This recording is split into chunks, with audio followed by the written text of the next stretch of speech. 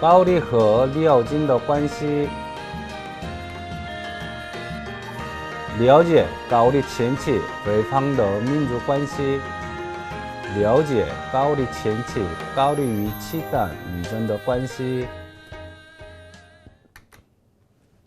契丹建立辽国的时期，女真在高丽的东北方分散为多个部族生活。在此过程中，完颜部统一了女真，建立了金国，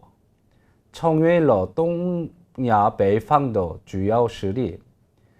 在高丽和契丹的关系中，契丹占据了主导地位，但在高丽和女真的关系上，在完颜部统一女真、建立金国之前，高丽处于主导地位，但是在女真建国金国、北宋灭亡的过程中，发生了女真压倒高丽的情况。高丽和契丹以和平的方法确立了外交关系。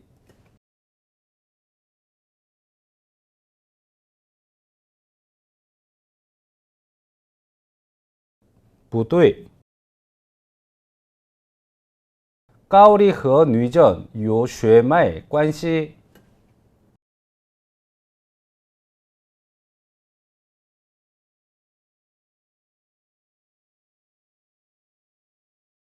对，高丽和契丹的外交关系大致可以分为3个时期。第一，从942年到993年没有交流的时期。第二，从993年到1019年的战争时期。第三，从1020年签订和平条约到1125年契丹灭亡的时期。高丽和契丹的关系属于太祖猜测契丹是灭亡了渤海的国家，因此他饿死了他们送来的骆驼流放使臣，明确表明没有愿意与契丹结交。太祖宣布断绝往来后，约50多年没有交流的两国，在从中是爆发契丹战争后，两国的领域问题和友好关系问题成为悬案。但993年契丹开始侵略高丽，两国在约30年间里一直处于战争状态，直到1020年才签订了和平条约。在与契丹的第一次战争中，契丹虽然侵略了高丽，但高丽并没有被单方面的压制。第一次的时候，苏苏宁意识到高丽并不是一个可以轻易制服的弱小国家，所以以承认高丽拥有江东六州为代价，要求与宋断交、与契丹建交等，在彼此间的条件的前提下，与高丽签订了和约。以徐熙和苏苏宁为宣导，高丽和契丹签订的和解协议虽然使高丽的江东六州得到承认，但因为契丹的边界被划定，导致高丽的北进政策变得困难。以这样的讲和为中心，高丽断绝了与宋朝的关系，与契丹建立了友好关系。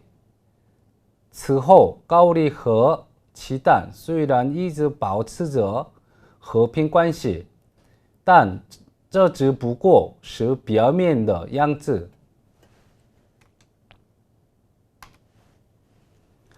此后，契丹在与宋的战争中，通过让宋屈服，结成了从宋那里获得巨额税币的澶渊之盟，压制了宋朝的契丹。为了让高丽也确切地成为朝贡国，契丹从中以抗赵的政变为借口，亲自率领40万大军入侵。高丽以国王的疾病为借口，并没有亲自朝见，因此契丹这次提出了返还六州，并输出侵略边疆。在此过程中，契丹获得了保州，但是从高丽这里没有得到特别的反应后，苏培亚再次侵略了高丽。在江汉站等领导的高丽军人的坚持防御下，苏培亚率领的10万契丹军惨败，两国结下了合约，结束了战争。在契丹不接受后，高丽朝廷继续使用去世的崇宗的太平年号代替兴宗，并中断了嘉靖时的派遣。徐德宗之后，中宗继位后，契丹再次要求恢复外交关系。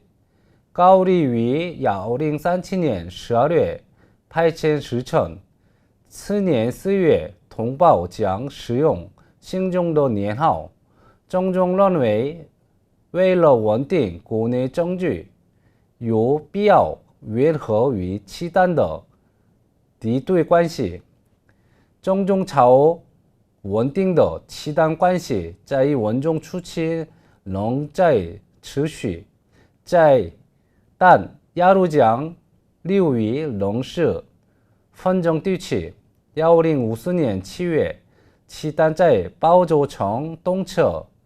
田野上设置了攻克门栏，两国再次进入了紧张关系。高丽于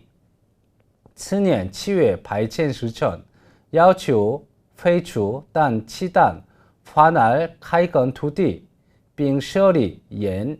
高丽为了牵制契丹，与宋交往，担心高丽和宋朝便亲近的契丹寻求对策，提出重新调整高丽领土的界限，如同契丹因鸭绿江东侧流域的据点维持问题与高丽长期存在矛盾一样，与高丽和平讨论，试图按照契丹的意愿变更边界，但未能达成圆满的协议。高丽获得保州城是在1117年契丹灭亡之际实现的。势力逐渐壮大的女真攻击契丹后，契丹刺史长孝孙和都统叶利宁向宁德城发送了返还来源城和保州的公文，并散退到了海路，高丽才得以占领两城。与契丹开战以后，高丽和契丹相互认识到没有一个国家有取得单方面胜利的力量，因此两国在不引发战争的前提下解决问题。直到1125年契丹灭亡为止，大体上维持了和平。因此，高丽虽然在名义上与契丹建立了朝贡关系，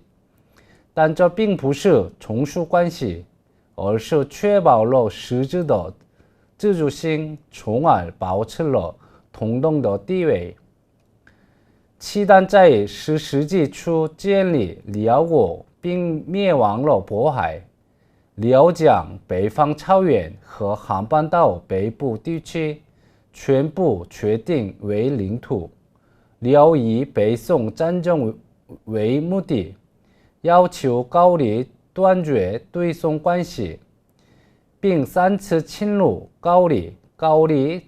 制压了辽的3次侵略。东亚地区形成了10世纪高丽宋辽的三角格局。分散在高丽北部地区居住的女真在10到11世纪对高丽来说，一方面是机密政策的对象，另一方面，他们的居住地作为高丽的北京政策的对象，也是攻击的对象。但居住在宋阿江支流的完颜部的阿骨打作为女真族的中心势力，于1155年并合并女真族称帝，国号定为大金，年号定为寿国。金国在地理位置上首先将女真族的统合，其次将驱除契丹和向高丽领域的扩张作为发展目标。于是，一方面与宋朝联合灭亡了契丹，另一方面与高丽发生了矛盾。1117年，阿骨打把金与高丽的关系定为兄弟君臣的关系，要求讲和。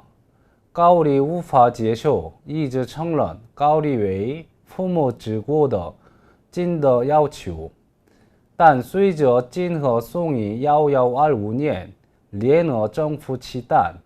实际上成为北方的霸者后，于1126年称臣并上表。尽管如此，金也担心高丽和宋的联合，因此压迫高丽。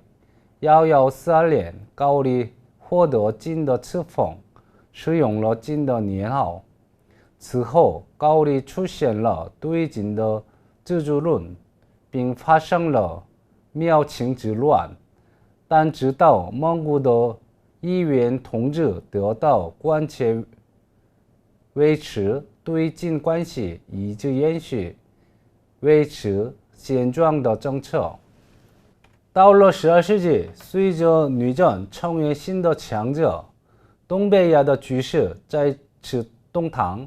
此后，1125年12月，金攻陷燕京，第2年1月侵入边境。宋于4月要求高丽动员军事人员从后方攻击金。10世纪末至12世纪初，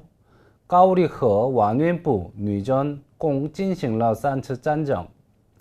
高丽于1070年代至1080年代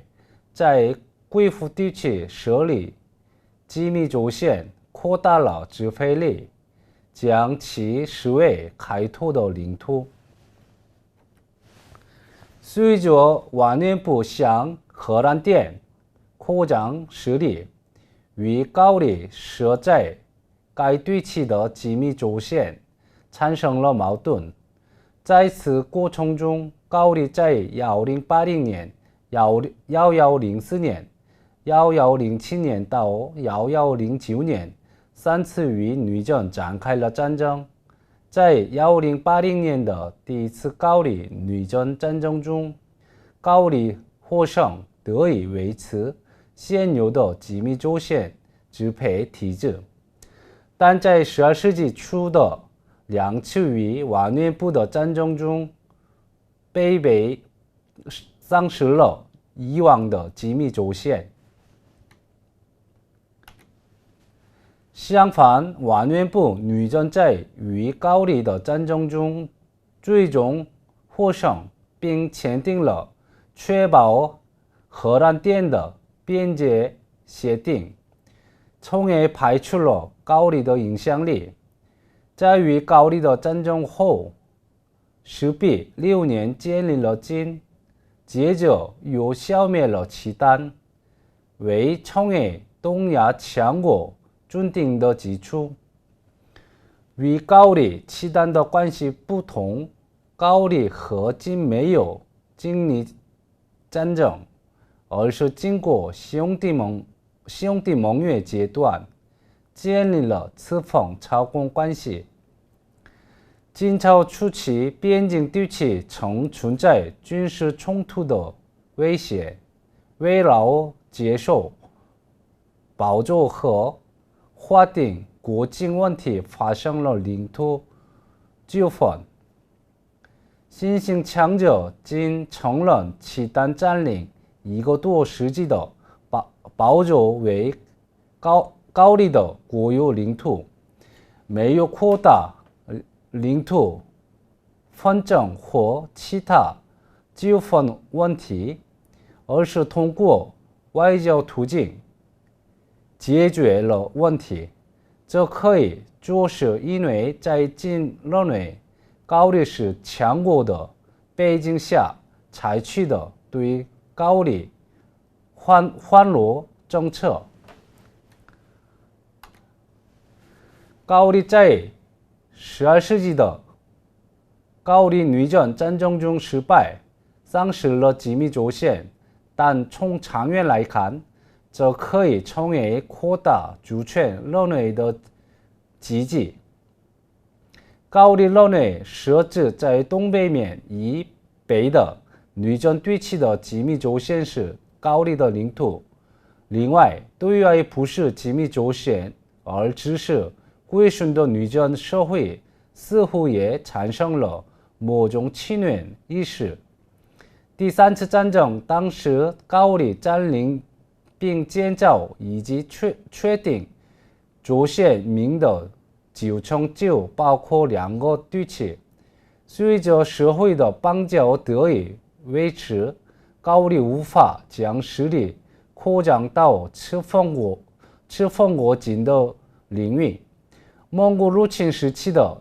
1258年，东北面被占领，直到1356年收复双城总管府为止，高丽从未占领或支配过该地区。尽管如此，高丽还是于1356年收复了济州地区，并于元朝之后以明朝为对象主张拥有主权。到了高丽末期，高丽人甚至认为设置国旧城的贡献镇是高丽的固有领土。可以说，这是11世纪后期至12世纪初期设置机密州县和开拓旧城的历史经验发展为主权意识的结果。10世纪的高丽宋辽体制在12世纪转变为高丽宋金体制。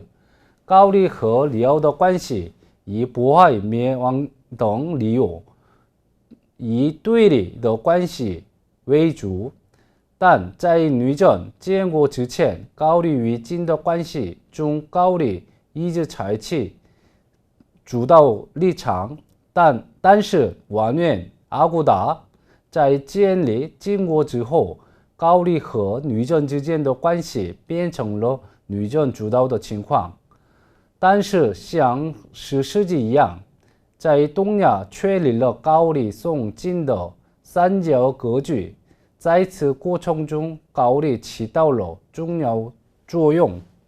10到13世纪的东亚是对立和矛盾的时期，但在这一过程中，